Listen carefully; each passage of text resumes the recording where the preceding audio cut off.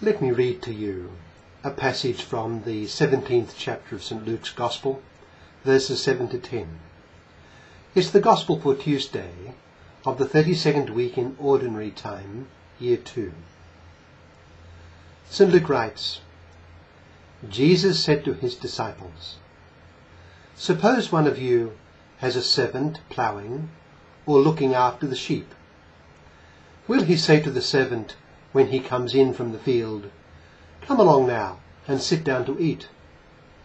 Will he not rather say, 'Prepare my supper, get yourself ready and wait on me while I eat and drink. After that you may eat and drink'?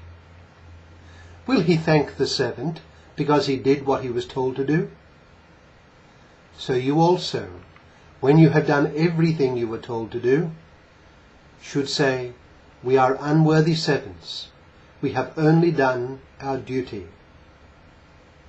That's from Luke chapter 17, verses 7 to 10. And what does it suggest to us? Well, when Charles Darwin's book, The Origin of Species, came out in England in the 19th century, it caused a tempest of controversy.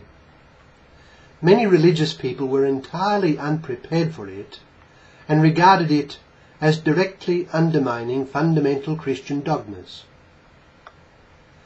John Henry Newman had no such problem. Interestingly, his letters show that in respect to evolution, he regarded the distinctive characteristic of the human being as not so much intellect as conscience. Of course, what he meant by intellect in this context meant, I think, what intellect would be without any element of conscience.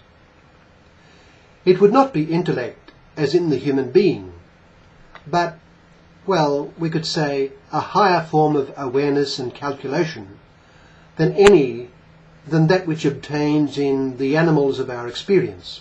That is to say, Newman could envisage the evolution, all under the power and guidance of God, of course, of animals to a very high stage.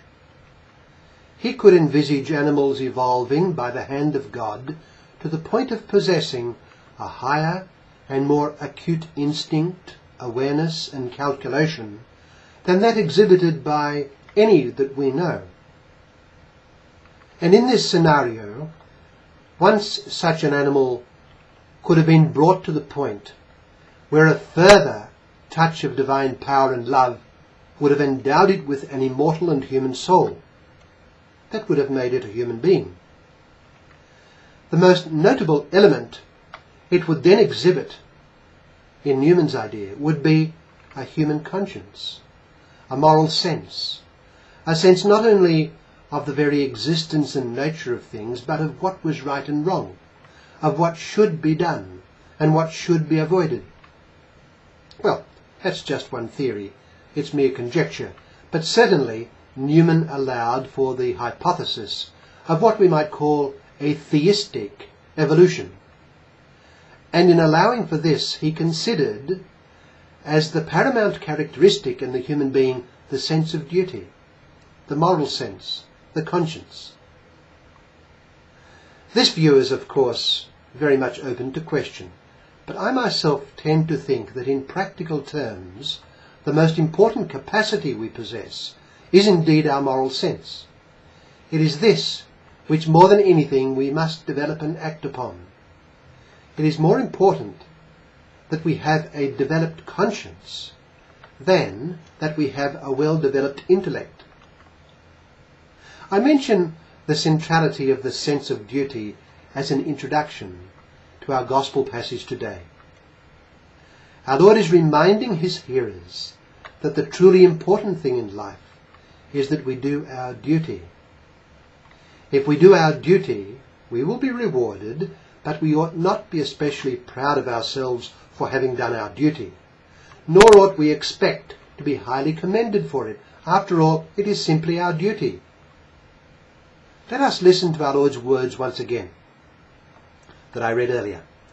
Suppose one of you has a servant ploughing or looking after the sheep. Will he say to the servant when he comes in from the field, "Come along now and sit down to eat"?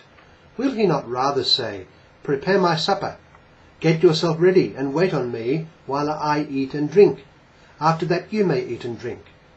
Will he thank the servant because he did what he was told to do? So you also, when you have done everything you were told to do, should say, "We are unworthy servants. We have only done our duty." We ought constantly cultivate humility in the careful and constant fulfillment of our duty. But let us take our Lord's words as reminding us of the fundamental place in life of duty. Almost every exercise of free choice involves the perception of some element of duty. This perception of duty that we are capable of is a marvellous capacity, and it can take us to holiness. For what is holiness?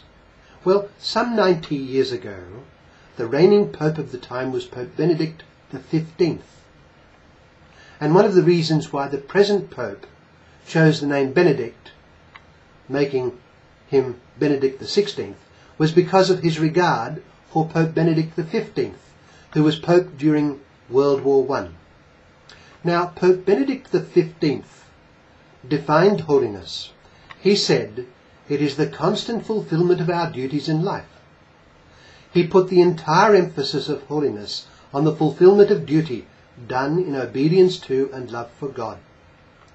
So in perceiving our duty and in taking steps to know our duty, we are taking steps to attain holiness of life. The next step is faithfully to do our duty once we have come to know it. In this sense, conscience is a marvellous capacity. If by God's grace we act on it, it will unite us to God. Every day, let us resolve to live in God's friendship. And what does our Lord say about that? He said that if you love me and so wish to live in my friendship, you will keep my commandments.